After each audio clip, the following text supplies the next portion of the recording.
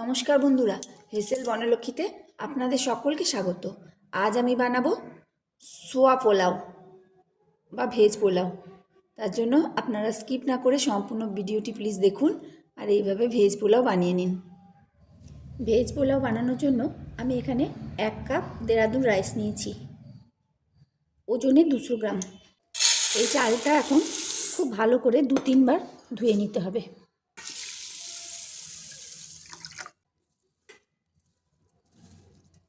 যতক্ষণ না চালের জলটা পরিষ্কার হয় ততক্ষণ পর্যন্ত ধুতে হবে।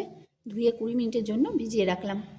1 কাপ চালের জন্য নিয়েছি 1/2 কাপ পরিমাণ সোয়াবিন সেদ্ধ করার জন্য জল গরম করতে দিয়েছি। জলটা ফুটতে লেগেছে, এখন সোয়াবিনটা ওর মধ্যে দিয়ে দিচ্ছি।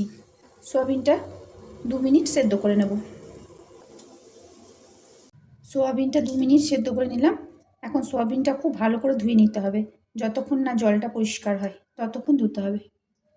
খুব ভালো করে সোয়াবিনটা ধোয়া হলে সোয়াবিন থেকে চিপে সমস্ত জলটা বার করে নিচ্ছি।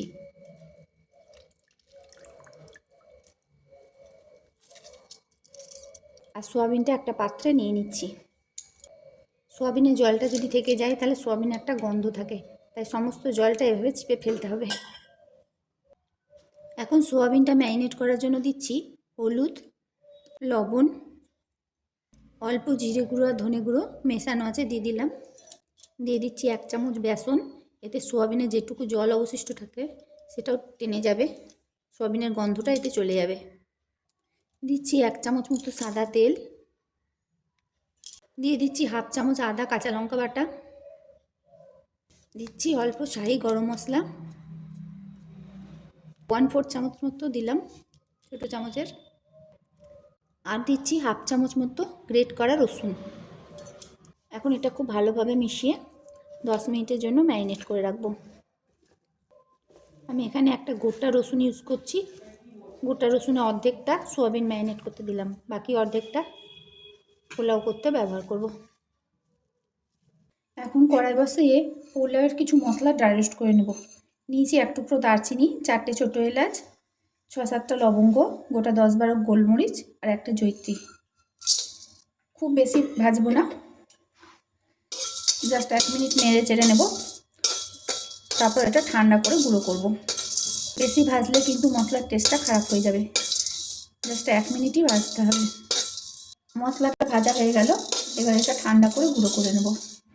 এখন কড়াইয়ে সাদা তেল গরম করে একটা বড় সাইজের আলু ভেজে নিচ্ছি। আলুটা কেটে ধুয়ে এরকম সাইজ করে কেটে নিয়েছি। আলুটা এখন ভেজে নিচ্ছি। দিচ্ছি লবণ আর সামান্য হলুদ। আলুটা এখন লাল হওয়া অবধি ভেজে নেব। আলুটা লাল করে ভেজে নিলাম, এখন এটা তুলে নিচ্ছি। তেলে ছেড়ে দিচ্ছি কেটে নেওয়া গাজর, দিচ্ছি লবণ আর হলুদ। গাজরগুলো এখন খুব ভালো করে ভেজে নেব। গাজরটাও খুব ভালোভাবে ভেজে নিলাম, এখন তুলে নিচ্ছি। এই তেলে ছেড়ে দিচ্ছি ম্যারিনেট করে রাখা সোয়াবিন।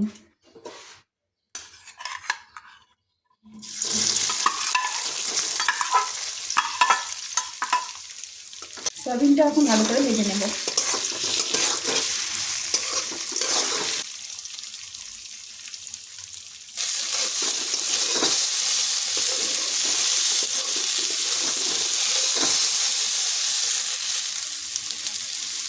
সোয়াবিনটা খুব ভালো করে ভেজে নিতে হবে। এইভাবে ভেজে ভেজে একবার ভেজ পোলাও বানিয়ে দেখুন, খেতে খুব ভালো হয়, দারুণ টেস্টি হয়। যেহেতু আলাদা আলাদা করে সব সবজি ভেজে নেওয়া হচ্ছে, তার জন্য টেস্টটা খুব ভালো হয়। সোয়াবিনটা খুব ভালোভাবে ভেজে নিলাম, এখন এটা তুলে নিচ্ছি।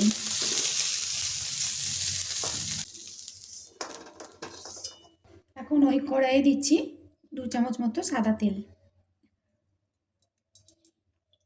তেলের মধ্যে দিয়ে দিচ্ছি 1 চামচ ঘি। তেলটা গরম হলে দিয়ে দিচ্ছি একটা বড় এলাচ ফাটিয়ে দিয়েছি, দিয়ে দিলাম। দিচ্ছি কটা তেজপাতা আর দিচ্ছি সাদা জিরে। ফোড়নটা একটু ভেজে নিয়ে দিয়ে দিচ্ছি 1/2 চামচ গ্রেট করা রসুন। এখন রসুনটা লাল করে ভেজে নেব। রসুনটা যখন লাল করে ভাজা হয়ে যাবে, সুগন্ধ উঠতে লাগবে, তখন দিয়ে দিতে হবে পেঁয়াজ। লম্বা লম্বা করে কেটে নিয়েছি, 2টো পেঁয়াজ কুচি এর মধ্যে দিয়ে দিলাম। এখন পেঁয়াজটা খুব ভালোভাবে ভেজে নিতে হবে। পেঁয়াজটা ভালো করে ভেজে নিলাম। এখন এর মধ্যে দিচ্ছি 1/2 চামচ আদা কাঁচা লঙ্কা বাটা। আদাটাও ভেজে নেবো, যতক্ষণ না আদা কাঁচা গন্ধটা যায় ততক্ষণ ভেজে নেব। আদাটাও 2 মিনিট ভেজে নিলাম। এখন এর মধ্যে দিচ্ছি টমেটো কুচি, 2টো ছোটো সাইজের টমেটো কুচি করে দিয়েছি। টমেটোটা ভেজে নেব। দিতে হবে পরিমাণ মতো লবণ। লবণটা একবারেই দিয়ে দিলাম, টমেটোটা একটু তাড়াতাড়ি গলেও যাবে।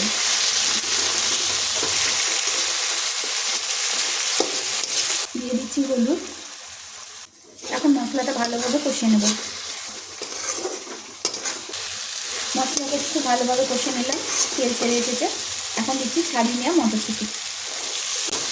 মটরশুঁটি দিয়ে 2 মিনিট নিয়ে নিতে হবে। দিয়ে দিচ্ছি কাঁচা লঙ্কা কুচি। লঙ্কাটা আপনারা আপনাদের প্রয়োজন মতো দেবেন। মশলাটা খুব ভালোভাবে কষিয়ে নিলাম, তেলটা ছেড়ে এসেছে। এখন এর মধ্যে দিয়ে দিচ্ছি চালটা জলটা সম্পূর্ণ ছেঁকে নিয়েছি। এখন চালটা এর মধ্যে দিয়ে দিচ্ছি, মিনিট ভেজে নেব।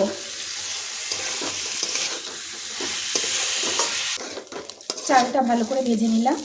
এখন এর মধ্যে দিচ্ছি গরম জল। জলটা অবশ্যই গরম দিতে হবে। যে কাপে চাল মেপেছিলাম সেই কাপে জল দিলাম। 1 কাপ পরিমাণ চাল ছিল, তাই 2 কাপ জল দিলাম। জলটা অবশ্যই চালের ডবল হওয়া চাই। এটাই হচ্ছে পোলাওয়ের সঠিক মাপ। এখন এর মধ্যে দিচ্ছি অল্প দুধ, ওই 1/4 কাপ মতো দিলাম। এই দুধটুকু যদি দেওয়া হয় তাহলে পোলাও কোনোদিন গলবে না, ঝুরঝুরে হবে। তাই দুধটা অবশ্যই দেওয়ার চেষ্টা করবেন। 7 মিনিটের জন্য আঁচ কমিয়ে ঢাকা দিয়ে বসিয়ে রাখলাম। 7 মিনিট হয়ে গেল। এখন এটা খুলে দেখছি।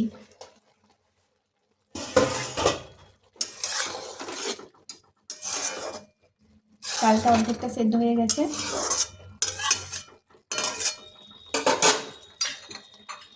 এখন এর মধ্যে কটা পুদিনা পাতা ছড়িয়ে দিচ্ছি। এটা অপশনাল, না দিলেও হবে, তবে এটা দিলে সেন্টটা খুব ভালো হয়। তাই কটা পুদিনা পাতা দিয়ে দিলাম। আর ভেজে রাখা সবজিগুলো এখন এর মধ্যে দিয়ে দিচ্ছি।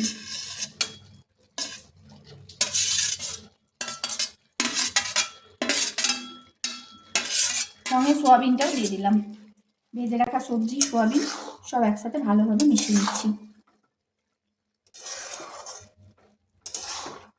এইভাবে অন্তত একদিন ভেজ পোলাও বানিয়ে দেখুন, দুর্দান্ত লাগবে। আর এখন এটা আবার ঢাকা দিয়ে 3 মিনিটের জন্য বসিয়ে দিচ্ছি। দেরাদুন রাইস সাধারণত 10 মিনিট লাগে সেদ্ধ হতে, তবে সব চাল সমান হয় না, আপনারা একটু বুঝে নামাবেন। 3 মিনিট হলো, এখন এটা খুলছি। এখন যে প্রথমে মশলাটা ভেজেছিলাম সেটা গুঁড়ো করে এর মধ্যে ছড়িয়ে দিচ্ছি।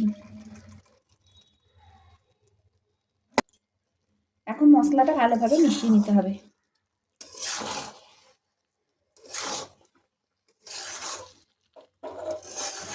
রেসিপিটি যদি আপনাদের ভালো লাগে তাহলে প্লিজ লাইক, শেয়ার আর কমেন্ট করবেন। আর একটু বেশি করে শেয়ার করবেন। তলার যে জলটা ছিল সেই জলটা সম্পূর্ণভাবে মরে গেছে, জলটা শুকিয়ে গেছে, আর জল নাই। তাই আমি গ্যাসটা বন্ধ করে দিলাম। আর ঢাকা দিয়ে 2 মিনিটের জন্য স্ট্যান্ডিং টাইমে রাখতে হবে, তারপরে এটা পরিবেশন করা যাবে। 2 মিনিট স্ট্যান্ডিং টাইমে রেখেছিলাম। এখন এটা একটু ঠান্ডা হলে ঝুরঝুরে হয়ে যাবে আরও। আমি এর উপর এখন ছড়িয়ে দিচ্ছি ধনেপাতা। ধনেপাতা মাখিয়ে পরিবেশন করব। সম্পূর্ণ রেসিপিটি দেখার জন্য হেসেল বনলক্ষ্মীর তরফ থেকে অসংখ্য ধন্যবাদ।